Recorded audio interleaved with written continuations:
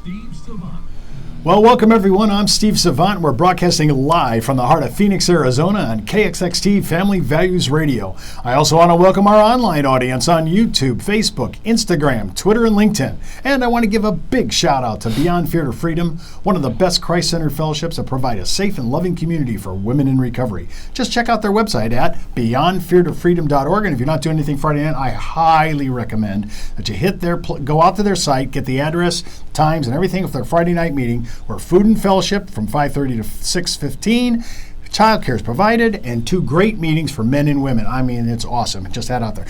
And if you want to write me, please do. Steve at 180uturn.com. That's Steve at 180youturn.com. And I'm always happy to answer your question. I get so many great supporting email. Thank you so much. I appreciate that. Well, all this week, we have JC Nevarez on our show. JC, I'm telling you, this is a blockbuster story of yours. And I always say to my guests, I'm so sorry that we have to go down these roads to finally get apprehended with God, but we'll get that. We'll talk about the collision with God tomorrow. Today, now we're talking about, I need more money, and now there's blue-collar crime, yes, white-collar crime. Mm-hmm. Give me a little example of each. Okay, so, as far as the white-collar crime, there's a lot of things that I really can't bring up, but, doing taxes, I got involved with credit card, with a lot of the, so there's a lot of this going on still, mm-hmm, in the world, and I got into it, the credit card scammings, yep. and basically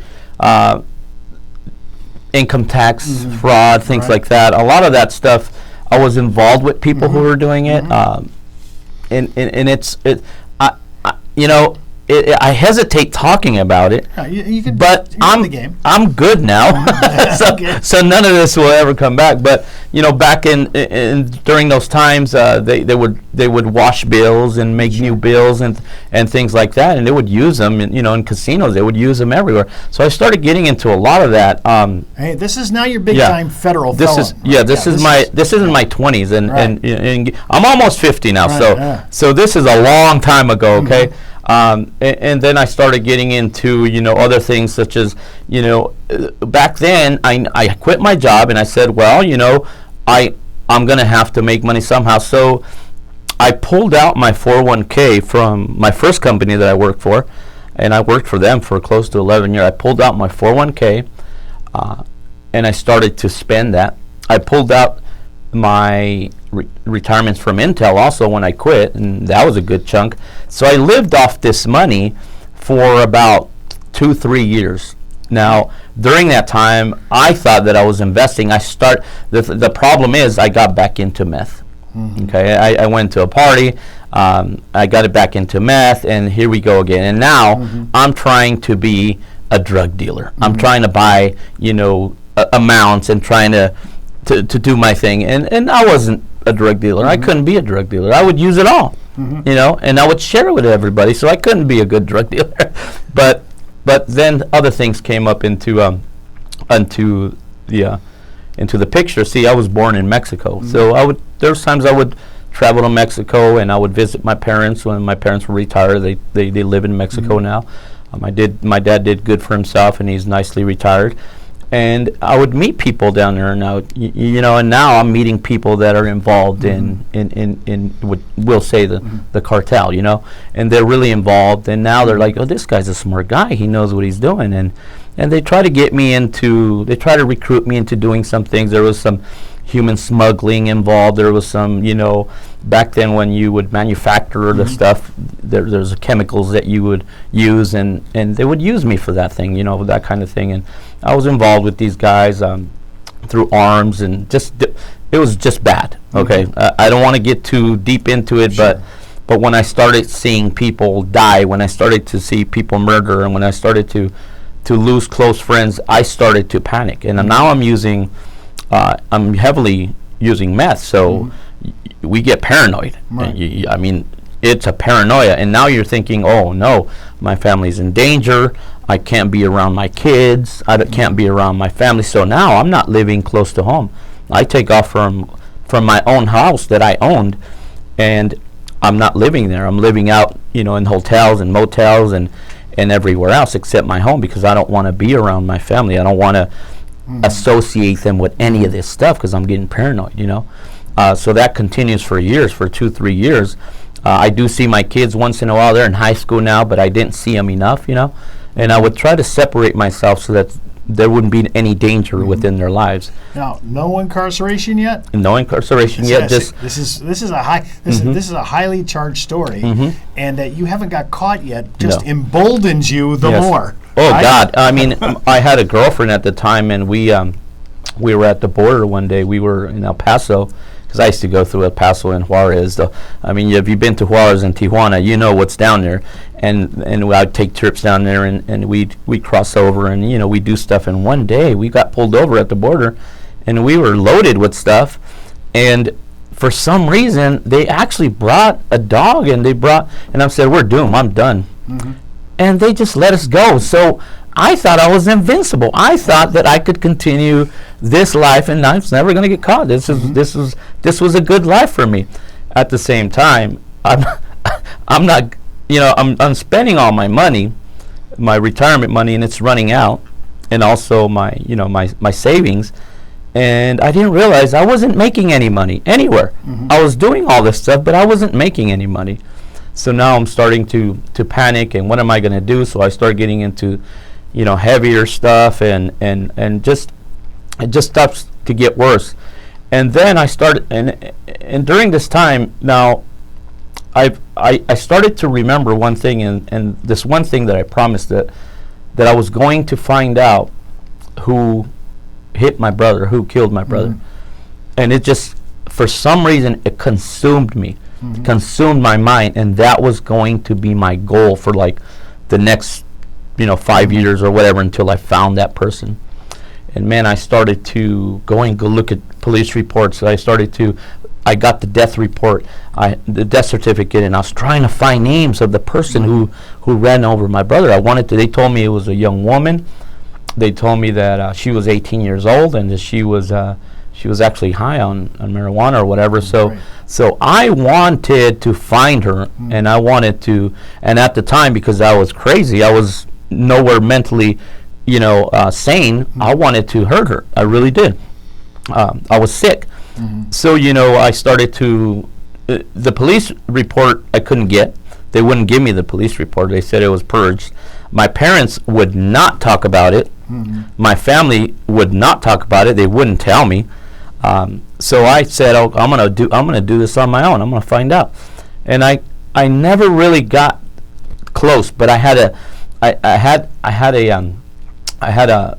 someone who I thought was one of my girlfriends. I thought that she was the one. I was so crazy in my mind that I thought she was the one.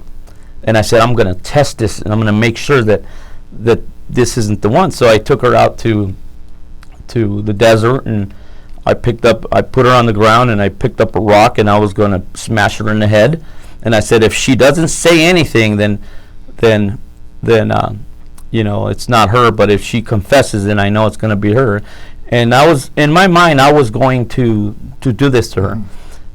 And she just sat there quietly, and she was crying, and something told me, don't do it. Don't do it. And at that point, I realized this is not her, and I'm sick. Something's wrong with me, And I knew that this was going to continue in my life, that this was going to bother me until I found out who it was. And I couldn't stop looking. I couldn't stop looking. I couldn't stop using. Now I was sick. I spent all my money. Now I'm doing just dumb things to get money, stealing, little things. I was never a person who would like to steal, but getting into the hotels without paying, things like that. But you wound up doing some time here, though. Yes. So down the road, I got pulled over several times for, and I pulled over and they checked me, and I got a DUI. I ended up going into the old Sheriff Joe Arpaio's Tent City, which I couldn't stand. That was the worst place ever. Tent City. I did a couple months there, and got into the politics there, and I got to understand. That was my very first time that I was in jail, basically, And I didn't understand the politics of jail, but I learned a little bit there, got out, did some things for people from the jail, and then down the road, I got pulled over several times for possession. One was for aggravated assault. So I ended up doing more time down the road, but this was for a different reason, and we'll get into that a little bit later. So what happened is,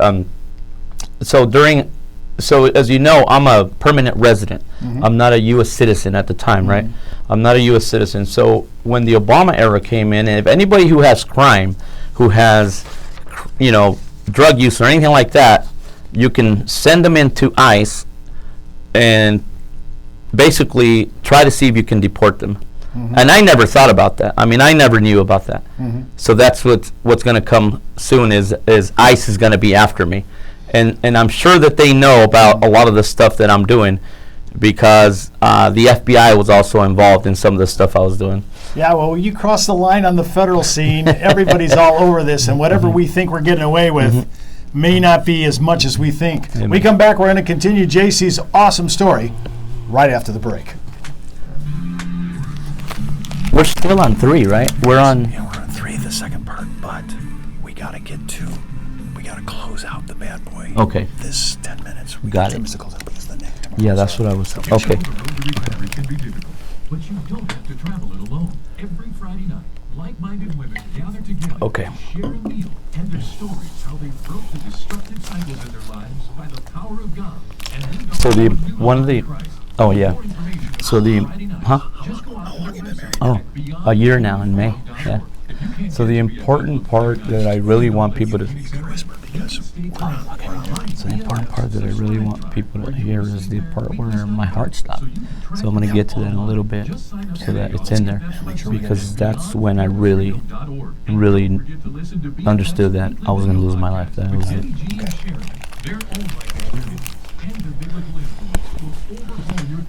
Your identity and your future. They'll keep you encouraged with some great insights and biblical truth. Just friend them on Facebook or go out to their website at beyondfeartofreedom.org. BFF, where you might just discover a best friend forever. Well, welcome back to 180. I'm Steve Savant, your host, and of course we're with JC Nevarez, unpacking his story all this week. If you've missed Monday and Tuesday show, go back out onto YouTube and watch this whole series, all 5 in a row. Tomorrow we're going to talk about the big collision with God, and that'll be awesome to get to. JC, when we're talking about this now, you've upped your activity, nefarious activity, I must say. And so now we're going to pay for this now. Finally, it caught up to you. Amen. And remember, I love how we get so invincible, right? Yes. Nothing can touch me. We're Teflon JC, and no, it's not. Oh, no. And actually, I've been shot before. I was shot once in the leg, and, nothing happened to me. It went through a quarter. It went through an ID badge, and I thought I was so invincible. I thought that nothing could get to JC. I was just a man. And that brought an attitude of nothing could stop me from doing what I want, including crime. I'm always amazed when I bring people on this show, and they say, and then I got shot. I'm like, I still didn't wake up. Exactly.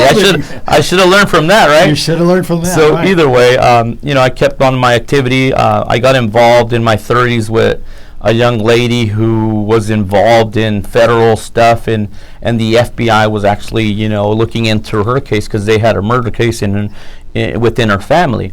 Now, the FBI they actually pulled me over once and gave me a warning, and they said, you need to get away from her, and I know what you're doing. You need to stop. And I did for about a month, right? I thought the heat's off of me. Okay, well, I get a call one day from my sister, and she said, hey, ICE was over here looking for you. I'm like, ICE? Why is ICE looking for me? Now, remember, I've been in the States all my life. I grew up watching Laverne and Shirley. I grew up watching Gilligan's Island and Tom and Jerry, and I'm just like an American kid. I don't think about any of this stuff. I considered myself an American boy, and I was so hurt by that. Why is ICE looking for me? And it turns out that somebody turned in my name to ICE, maybe the feds, I don't know. but they were actually looking to process me because of the crimes that I've been committed, that I had in my associations and the things that they knew about me, you know. So they actually, so a couple months later, you know, I didn't go home. I said, oh, well, they're not going to catch me there. A couple months later, I'm with this new girlfriend that I have, and we're at the lake, and for some reason, ICE is looking for me at our own house, and now I can't even go to my own house. I'm like, oh my goodness, so this is bad. So ICE wasn't going to stop looking for me. You know, they were going to keep looking for me. They had something bad on me. They wanted me shipped out for some reason, right? For the good reasons, right? For those reasons. So a couple months later, actually about a year and a half later after that incident, this girlfriend and I split because we just, the same thing, fighting, you know, using, and I'll tell you right now, you know, if for those that are out there, if you and your wife or your girlfriend are using, and you're using, it's not going to get better. No, I haven't heard this story. Oh, Jill and Jane have been using for 20 years and they're so happily married. I've never heard that. Okay, it's not going to get better. Right, they've been using and drinking for 10 years and they have such an awesome marriage. It doesn't happen. You know, I understand that now. So either way, we split, and then you know, I'm doing little jobs here and there, and all of a sudden my sister says, hey, look, you're staying here at my house. I was staying at my sister's house, and there's, you know, my nieces, and she says, ICE came to look for you. And just a couple of weeks ago, I have heard of a story where ICE went into a house and a dog attacked them or whatever, and they had to shoot the dog, you know, because he was attacking them. And I was paranoid, and I said, look, oh man, I don't want ICE to come in here and look for me and end up shooting somebody or doing something crazy. You know, I have my nieces. So I said to myself, you know what? I called ICE and I said, if you guys are looking for me, come pick me up. Let's get this over with. Let's finish this. And they're trying to keep me on the phone and things like that. And I kid you not. I'm like, I know you guys are on your way. You're trying to keep me on the phone. Don't worry about it. I'm not going to leave. I kid you not. 5 minutes later, a whole crew of ICE shows up at the neighborhood. We lived in a nice neighborhood in Peoria, and everybody's out there, and I'm like, okay, so they take me in, they handcuff me, they take me in, and it was just so bad. Everybody's crying. My mom's seen it. It was just so bad. I never want to encounter that in my entire life because I hurt my family so bad. So they take me into a federal detention center in Eloy. And now, you know, I'm giving up. I'm saying, look, Lord, if this is it, if I have to go into Mexico and they're going to, you know, deport me because of what I've done, then okay, then so be it. Yeah, but are you talking to the Lord? You said that to the Lord. Are you actually talking to him? I actually found, my Sally at the detention center was he was from the Philippines. And this is amazing. This is the first time I pick up the Bible in my entire life. He says he couldn't read it. So he says, he looks at the corner and looks at the book and he says, you know, pick that up, read it. And I'm like, what do you want me to do? Read it? So he can't read. He's from the Philippines. And I started to read Genesis. To your cellmate. To my cellmate, okay? I started to read Genesis and I get to the story of Joseph. And I fell in love with the story of Joseph. I could relate to Joseph. Oh, it's not fair, even though it was. Oh, it's not fair. Oh, I got deceived by this woman and I got thrown into prison. So, man, I just keep reading. I wasn't even reading to my Sally anymore. As a matter of fact, I never wanted to go to the yard anymore. I wanted to just keep reading the Bible. Wow. And this is when I really told, look, Lord, if you get me out of this one, I will serve you. If you get me out of this one, Lord, if I win my case and they don't deport me, then I will serve you, Lord. Okay? But my mind was so screwed up that I said, but if you don't, then when I get to Mexico and I have to join the cartel, then that's it. Then I have to join the cartel because I don't know how to live, Lord. Because I have that option in jail, in prison, in the federal detention center. You know, you meet these other people and they're like, well, you know, when you get there, just call us and call me and I'm like, man, they're not going to let me go. They're actually, you know, they expect me to. But then you had a huge medical emergency. Oh yes, and that I'll get to that soon. So here's the deal. I stay in the federal detention center. I go to court. They hear my case. They hear about my family. They hear about my sons in the Navy. They hear about me growing up. And I promised the judge, hey, look, Judge, I'm going to do really good. I'm going to serve. I'm going to do this. And the judge actually won my case. I won my case. Wow. And they actually let me go. And they said, okay, you can go back into society. So remember the promise I said? Yeah. Lord, I'm going to serve you. I'm going to do good. I did good for about 3 months, Steve. I did good for about 3 months, and guess what? I broke my promise. To God. To God. Yeah. Because I told the Lord, get me out of this.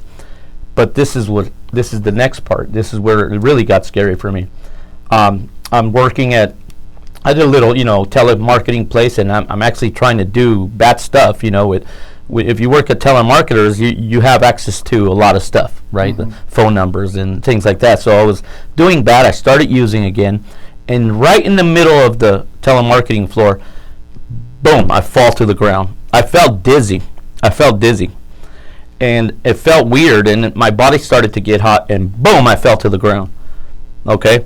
The next thing I remember there's a part that I remember is in the ambulance when they're trying to use those paddles on you, and I could feel it on my chest, but I couldn't feel anything. And then the next thing I remember after that is I opened my eyes, and my daughter and my sister are there praying for me. And I knew at that point that it was God who actually had enough of me. He said, you promised me, and you didn't keep your promise, and I know that this happened to me because I was a liar. I was a deceiver. I was a Jacob. I lied. I deceived, and I tried to do it with God. And my life was taken at that point. My heart stopped. What happened is my heart had stopped. I've been using for so many years. It's 20 years of methamphetamine use. My blood was different. It was just different. It wasn't flowing. So that's what the doctors told me, is your heart stops. It's going to keep stopping if you keep using. So when I woke up, this is the revelation that I had, is God was done with me. But for some reason, I believe that my daughter's prayers and my sister's prayers, I believe God heard them. My mom, I believe that the prayers that they sent out to the Lord, He says, I'm going to give them one more chance. And I opened my eyes and I seen them. And I knew at that point, now I was scared. I was saying, God, I know this was my last time. I know that. But this time I had to humble myself. And I had to say, I need help. God, if you want me to do good, I need your help. This time you have to do it. I can't stop. I can't stop using. Help me. Do something in my life so that I can stop using, so that I can stop being this person that I wasn't born to be. And I just want to point out, not only are you thought God was done with you, which, by the way, I just want to speak to everybody that's got maybe a suicide thought here. He's never done. No. And number two, do you, after all this, do you believe in intercessory prayer? Oh, my goodness. I do it all the time, Steve. I do it all the time for so many people, even in the crisis floor that I was working with, or anywhere I go, in the corners, everywhere I go where I see people on the bus stops. I do a quick intercessory prayer because I know it works. I know that God hears your prayer, and especially, my mom. She's such a devout Christian. She loves the Lord. And I believe that the Lord heard her cry and my sister. There are many mothers out there that are praying for their kids. Maybe your mom's praying for you right now. Don't forget to check out BFF's Friday night meeting at 5:30 to 6:15 for food, fellowship, and childcare is provided. And then their 6:15 meeting for guys and gals. It's great. Just go out to beyondfeartofreedom.org, get the address, the times, everything I said just to reconfirm it. And remember, until next time, I'm Steve Savant. No one's outside the reach of God. No, not one.